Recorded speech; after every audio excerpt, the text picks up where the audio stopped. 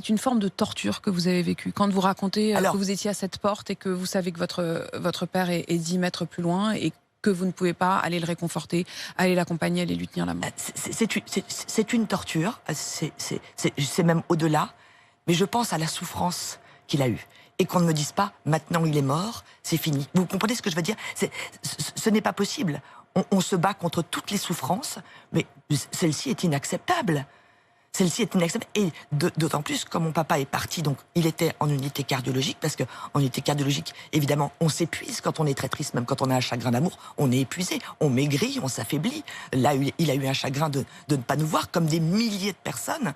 On a eu le droit d'aller le voir un par un, habillé avec la tenue adéquate, comme toutes les infirmières. Bon, et il était au bout du bout. Je ne raconterai pas dans quel état je l'ai trouvé. Est-ce qu'on peut mettre quelqu'un, je vais le dire, de tout nu dans son lit parce que c'est plus simple pour l'échanger? Est-ce qu'on peut arriver jusque-là? C'est la première fois que je le dis parce que je n'en peux plus de ne pas être écouté. Mon père était tout nu dans son lit et il faut accepter ça. Je ne suis pas là pour faire du sensationnel. Écoutez-moi bien, je ne suis pas là pour me vanter de quoi que ce soit. Mais c'est un cri.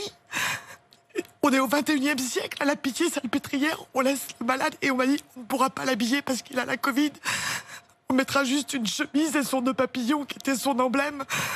Sur lui, je ne sais même pas comment il était dans son cercueil. On doit dire c'est normal? Non. S'il vous plaît, pour tous les autres, pour vous, aujourd'hui ou demain, ça doit s'arrêter. Vous comprenez? Voilà, je ne suis pas là pour faire de l'émotion. Je suis là pour dire mais on est fou. Prenez conscience, ne banalisez pas les choses. Le rite mortuaire, c'est ce qui nous différencie, c'est ce qui nous permet d'être humains depuis des millénaires. On nous le supprime. On ne peut pas faire l'adieu au visage. L'adieu au visage, c'est la dernière fois où l'on voit le défunt. Vous n'avez pas pu faire l'adieu au visage? Non. Interdiction. Une femme, même, je peux le dire, le docteur Pelou a essayé de faire en sorte que l'on puisse voir notre père. On nous a dit non, vous pourrez apporter quelques effets personnels qu'on lui mettra dans le cercueil. On doit dire, c'est normal. Mais mon histoire, c'est la vôtre. Vraiment, vraiment. Votre histoire, c'est la vôtre. Je vous le dis. Et c'est un cri d'alarme pour dire que on nous fait accepter l'inacceptable. C'est vrai, quand on est en période de deuil, il y a des familles qui le vivent actuellement. Ils sont tellement atterrés parce qu'on est hébétés de ce qu'on nous raconte. Et personne n'ose parler, peut-être parce que justement, il y a cette sidération. Mais c'est sidérant. Et vous partagez avec nous ce moment très intime. Mais je suis obligée de dire les choses parce que ça n'existe pas. Ça ne doit pas exister, ça existe, mais ce n'est plus possible.